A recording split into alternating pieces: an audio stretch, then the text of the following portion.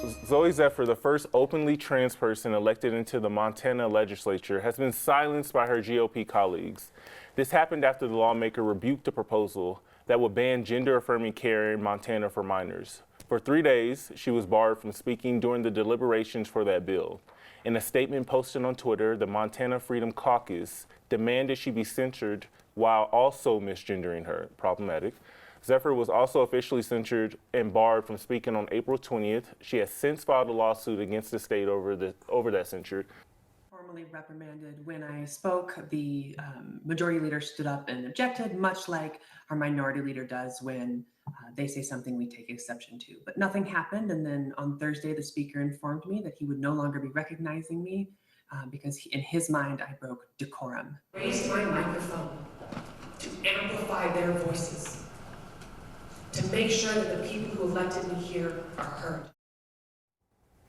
Absolutely. We see this happening all around the country, so this is not something new, and it's not something new that we haven't talked about. We saw this in Tennessee with the 2 black legislatures that were barred from speaking, or removed from Congress, I should say, or state legislature.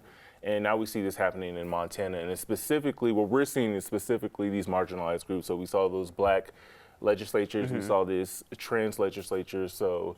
I can't wrap my head around that. I'm like, these people are elected, politicians in general are just elected into office to be a voice for the people. So when they want to speak for the people, they're like, oh no, you can't do that. Like, just because the majority doesn't like what they say, they're just like, you can't speak anymore. I'm like, excuse me? What is that? It's so anti-democratic.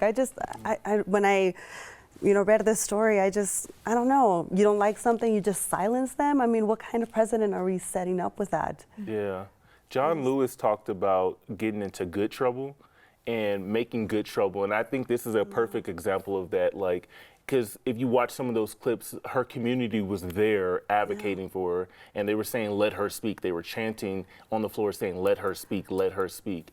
And she was barred from speaking about an issue that predominantly affects her and other LGBTQ people. So it's just, like you said, very anti-democratic. Yeah, didn't they classify it like a riot? I'm like, anything that you saw about it was not anything close to a riot. I mean, not even anything close to like the insurrection that they had at the Capitol. Well, different story.